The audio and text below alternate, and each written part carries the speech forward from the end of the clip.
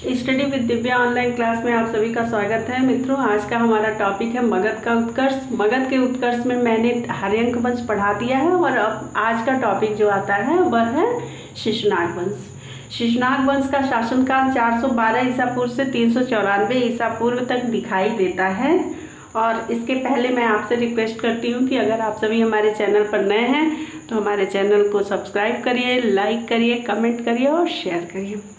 धन्यवाद। तो आइए आते हैं आज के टॉपिक पर। इस वंश का संस्थापक और प्रथम शासक शिशुनाग था। आप सभी को पता है कि हर्यंक वंश के शासक इस समय तक जनसंपर्क खो चुके थे, जन समर्थन उनको प्राप्त ही नहीं था, क्योंकि हर्यंक वंश के जो अंतिम शासक थे, प्रथम 3 शासकों के विषय में आपने जाना है कि ये काफ़ी महत्वाकांक्षी शासक थे। अपने राज्य को बढ़ाने के लिए इन्होंने तरह तरह के प्रयत्न और यत्न दोनों किए, लेकिन अंतिम जो शासक थे वह अपनी विलासितापूर्ण स्वभाव के कारण अपना अस्तित्व जनता के बीच में खो चुके थे। इसलिए जनता उनसे असंतुष्ट होकर उनको गद्दी से उतार दिया और शिशुनाग नामक एक अमात्य को उन्होंने मगध की गद्दी पर बिठाया। यह शिशुनाग गद्दी पर बैठने से पहले जो है बनारस का गवर्नर हुआ करता था, यानी बनारस का राजा हुआ करता था। जब मगध में अव्यवस्था फैल गई तो इसने क्या किया, मगध की जनता का समर्थन पाकर यह स्वयं जो है मगध का शासक बन बैठा। कब बना? 430 ईसा पूर्व में। इसके विषय में कहा जाता है कि यह वैशाली के राजा और वहाँ की एक सुंदर नगर वधू से उत्पन्न हुआ था। शिशु अवस्था में ही इसके माता पिता ने इसका परित्याग कर दिया था और इसका पालन पोषण नाग नामक जाति के एक व्यक्ति ने किया था, जिससे इसका नाम शिशुनाग पड़ा। बाद में इसका पालन पोषण वैशाली के एक पदाधिकारी ने किया और यह जो है चूँकि राज व्यवस्था के अंतर्गत आ गया तो इसने जो है धीरे धीरे राजगुण भी सीख लिए। इसने अपनी राजधानी वैशाली को बनाया। इसने अवंती के शासक अवंतीवर्धन को पराजित करके मगध में मिला लिया था। तो इसके विषय में कहा जाता है कि शिशुनाग के शासनकाल की यह जो है अवंती के साथ युद्ध जो हुआ था वह एक सर्व प्रमुख घटना थी। इस समय तक अवंती नरेश चंद्र प्रद्योत की मृत्यु हो चुकी थी। अवंती का जो तत्कालीन शासक था उसका नाम अवंतीवर्धन था और उसमें प्रद्योत जैसी वीरता नहीं थी, जिसके कारण शिशुनाग ने उसे युद्ध में परास्त कर दिया और अवंती को मगध में मिला लिया। शिशुनाग ने संभवतः अपनी राजधानी जो है वैशाली में बनाई। वैशाली मगध साम्राज्य की दूसरी राजधानी बनी थी। ठीक है। इसके बाद शिशुनाग के बाद इस वंश में कोई भी अन्य योग्य शासक उत्पन्न नहीं हुआ। शिशुनाग के बाद काकवड़ या कालाशोक गद्दी पर बैठा और वह बैठा 394 ईसा पूर्व में, यानी 394 ईसा पूर्व में शिशुनाग की मृत्यु हो चुकी थी। और शिशुनाग के शासनकाल की जो प्रमुख घटना थी उसको आपको इंडिकेट करना चाहूँगी। इसके राज्य की प्रमुख घटना ये थी कि इसने अपनी राजधानी वैशाली को बनाया था। इसने जो है अवंती नरेश अवंतीवर्धन को पराजित करके अवंती को मगध में मिला लिया था। मगध से और अवंती से मतलब मगध और अवंती में जो है बहुत पहले से संबंध खट्टे मीठे संबंध थे, लेकिन कभी भी निर्णायक युद्ध नहीं इनके बीच में हुआ। और यह कार्य जो है किसने किया? शिशुनाग ने किया। इसने शिशुनाग वंशी शासक को पराजित करके पहली बार अवंती को पराजित करके मगध में मिलाने का कार्य किया। 394 ईसा पूर्व में इसकी मृत्यु हो गई। उसके बाद जो है मगध की गद्दी पर बैठता है इसका पुत्र कालाशोक। कालाशोक को काकवड़ भी कहा जाता है। शासक बनने से पूर्व वह भी बनारस और गया का प्रशासक रह चुका था। इसके समय में बुद्धों की दूसरी सभा वैशाली में हुई तथा राजधानी जो है पुनः पाटलिपुत्र को बनाई गई। मतलब इसके समय में जो है द्वितीय बौद्ध संगीति हुई थी और कहाँ हुई थी? वैशाली में हुई थी। क्योंकि वैशाली इसके पहले इसके पिता ने वैशाली को अपनी राजधानी बनाया था पाटलिपुत्र के स्थान पर, तो इसने क्या किया, अपनी राजधानी वैशाली से हटाकर पुनः पाटलिपुत्र को अपनी राजधानी बनाया। उसने संभवतः उज्जैनी पर भी अधिकार किया।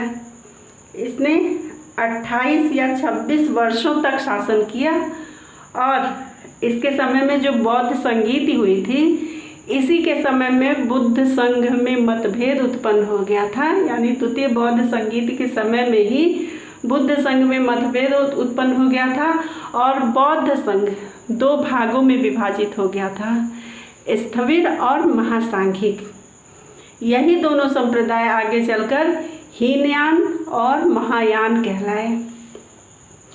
366 ईसा पूर्व में इसकी हत्या कर दी गई और जो है इसके बाद जो है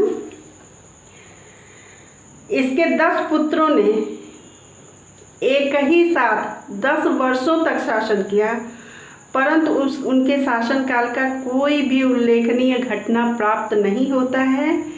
महाबोधि वंश थोड़ी सी सूचना इनके विषय में देता है, मतलब इनके पुत्रों का नाम बताता है। तो महाबोधि के अनुसार इनके 10 पुत्र थे, जिनके नाम भद्रसेन, कोणदवण, मंगुर, सर्वज्ञजः, जालिक, उभक, संजय, कोर्ब्य, नंदिवर्धन और पंचमक थे। यह जो नंदिवर्धन था इसका उल्लेख जो है पुराणों में भी प्राप्त होता है।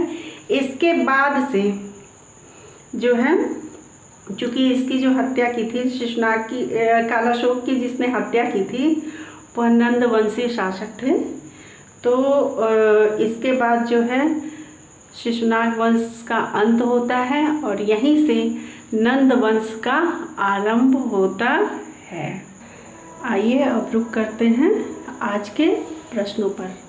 इस टॉपिक से जितने भी इम्पॉर्टेंट प्रश्न हैं उसको मैंने बोर्ड पे लिख दिया है। इस क्रम में मेरा पहला प्रश्न है कि शिशुनाग वंश का संस्थापक कौन था? तो इसका उत्तर है शिशुनाग वंश का संस्थापक शिशुनाग था। शासक बनने से पहले शिशुनाग कहाँ का गवर्नर था? तो शासक बनने के पहले शिशुनाग बनारस का गवर्नर था। शिशुनाग मगध की गद्दी पर कब बैठा? तो शिशुनाग मगध की गद्दी पर 400 ईसा पूर्व में बैठा। शिशुनाग ने मगध की राजधानी किसे बनाई? तो शिशुनाग ने मगध की राजधानी वैशाली को बनाई। शिशुनाग के पुत्र का क्या नाम था? तो शिशुनाग के पुत्र का नाम कालाशोक या काकवण था। द्वितीय बौद्ध संगीति का आयोजन कहाँ हुआ? द्वितीय बौद्ध संगीति का आयोजन वैशाली में हुआ, कालाशोक के शासनकाल में हुआ। इस प्रकार ये सारे प्रश्न जो है एग्ज़ाम की दृष्टि से बहुत ही महत्वपूर्ण हैं। आप सभी इन प्रश्नों को अपनी कॉपी पे नोट करिए, इसको रिवीजन करिए और अच्छे से याद करिए ताकि चीज़ें आपके दिमाग में बनी रहें। कहीं से भी अगर इस टॉपिक से प्रश्न पूछता है तो अगर आप बताई हुई कहानी और इन प्रश्नों को ध्यान से पढ़ेंगे तो आपको ये चीज़ें कंठस्थ रहेंगी। यह रहा आज का हमारा टॉपिक। इसके बाद हमारा टॉपिक होगा नंद वंश, क्योंकि शिशुनाग वंश जो है 394 ईसा पूर्व में पूरी तरह से ख़त्म हो जाता है। इसके बाद अगला वंश आता है नंद वंश। तो इसके बारे में हम आपको बताएंगे अगली कक्षा में। और इस समय थोड़ी सी कक्षाएं मेरी डिस्टर्ब चल रही हैं, कुछ प्रॉब्लम है, लेकिन मुझे जब भी मौका मिलेगा मैं वीडियो बनाती रहूँगी। और आप सभी प्लीज़ हमारे वीडियो को लाइक करिए, सब्सक्राइब करिए, शेयर करिए और हमारे बताए गए छोटे छोटे पॉइंट्स को आप सभी अपने दिमाग में रखिए। यह सारे पॉइंट्स एग्ज़ाम की दृष्टि से बहुत ही महत्वपूर्ण हैं और मैं एक एक टॉपिक लेके आपको पढ़ा रही हूँ। यानी मैं एक बार में आपको पूरा इतिहास समझाने की कोशिश इसलिए नहीं कर रही हूँ कि आप थोड़ा पढ़िए, अच्छा पढ़िए, क्योंकि जब आप थोड़ी थोड़ी चीज़ें अपने दिमाग में रखेंगे तो आपको जो है आप बहुत अच्छा नॉलेज गेन कर पाएंगे। और कहते हैं ना कि बहुत ज़्यादा अगर आपके सामने किताबें रख दी जाए, बहुत सारे टॉपिक्स रख दी जाए, तो एक बार में जो है चीज़ें नहीं स्पष्ट हो पाती हैं। इसलिए मैं आपको एक एक टॉपिक बाकायदे डिटेल के साथ और छोटे छोटे प्रश्नों के साथ आपको एक एक टॉपिक बता रही हूँ। आप एक एक टॉपिक को पढ़िए, आराम से पढ़िए। अगर आप एक एक टॉपिक को पढ़ते हैं तो आप निश्चित रूप से जो है चीज़ों को अपने दिमाग में रख पाएंगे, विषय वस्तु को अपने दिमाग में रख पाएंगे और चीज़ें आपको हमेशा याद रहेंगी। धन्यवाद, शुभ रात्रि। मिलते हैं अगली कक्षा में। आप सभी का दिन और रात सभी शुभ हो। All the best.